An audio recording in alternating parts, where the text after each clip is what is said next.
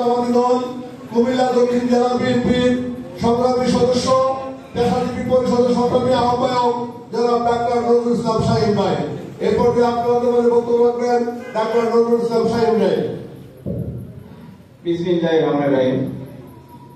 বুড়িচং উপজেলা বিএনপি এবং কর্তৃক আয়োজিত যৌথ সভা, বিশেষ করে আগামী দিনের নির্বাচনে কিভাবে কাজ করলে ধানের শীষের প্রার্থীকে বিজয়ী করা যাবে, সেই আলোচনা সভার সম্মানিত সভাপতি, কুমিল্লা দক্ষিণ জেলা বিএনপির সম্মানিত সদস্য, সিনিয়র সহসভাপতি জনাব অ্যাডভোকেট শরীফ ভাই, উপস্থিত এই জনগণের প্রিয় মুখ, মাটি ও মানুষের নেতা, আজকের প্রধান অতিথি আমাদের প্রিয় নেতা হাজি জসিমউদ্দিন জসিম ভাই সহ উপজেলার সাধারণ সম্পাদক, সহসভাপতিবৃন্দ, সদস্যবৃন্দ, সম্পাদক মণ্ডলীর সদস্যবৃন্দ, বিভিন্ন ইউনিয়ন থেকে আগত সভাপতি, সাধারণ সম্পাদক, সংগ্রামী সম্পাদক এবং ছাত্রদল, যুবদল, স্বেচ্ছাসেবক দল, বিভিন্ন পর্যায়ের নেতৃবৃন্দ।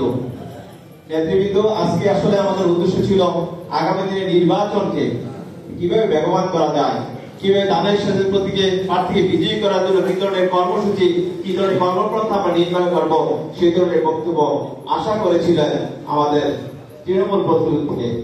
সবাই দিয়েছে বক্তব্য যার যে প্রেক্ষাপটে তৈরি, তবে কেউ কেউ অনেক ভালো বক্তব্য রেখেছে। আমাদের রবি ভাই বলেছে, হুমায়ুন বাবু বলেছে, আমাদের আনোয়ার ভালো কথা বলেছে, অনেকেই বলেছে জাতীয় প্রেক্ষাপটে। তো বক্তব্যটা এমন অংশ ছিল যেন নির্বাচনমুখী।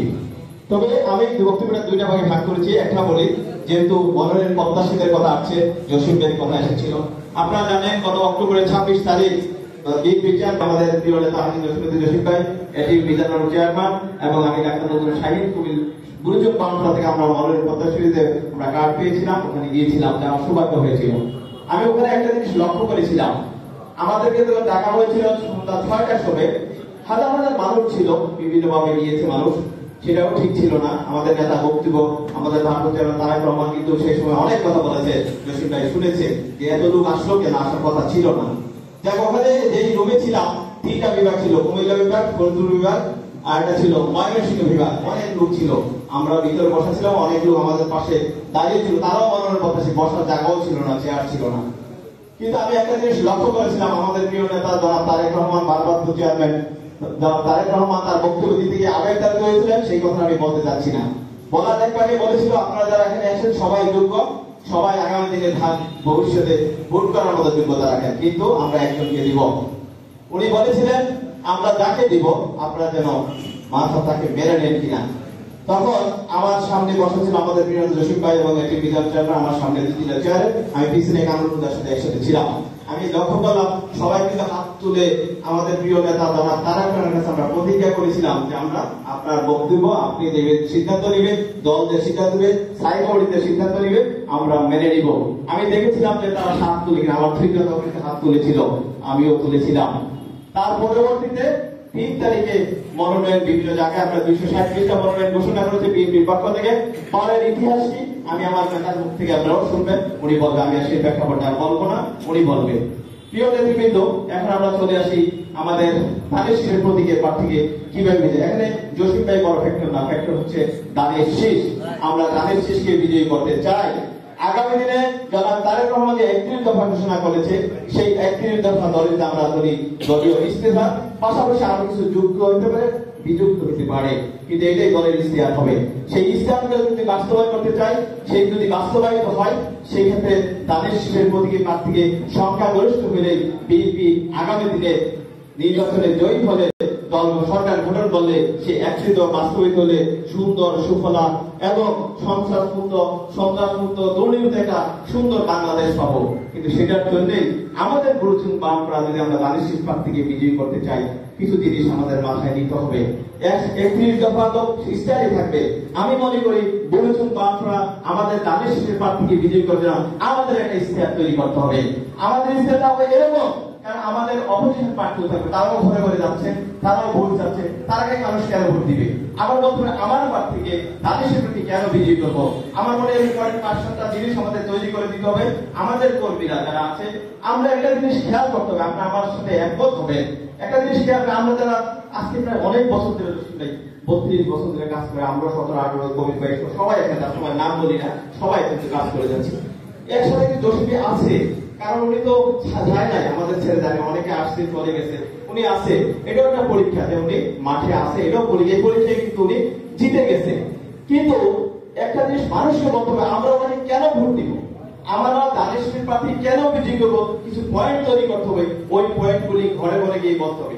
আপনারা দেখেন 90%, আমি বলি 90% নেতা কর্মী জসিমের পক্ষে আছে, পুলিশের পক্ষে ধরে নিলাম, তাহলে 90% নেতা কর্মী ভোটে গিয়ে নির্বাচিত হয়ে যাবে তাদের শেষ না, তাদের কি করে সাধারণ ভোটার রয়েছে বিরাট একটা অংশ, তাদের মন জয় করতে হবে, তাদেরকে বুঝাইতে হবে, এই বুঝানোর দায়িত্ব রেখা আমরা যারা নেতা কর্মী আছি।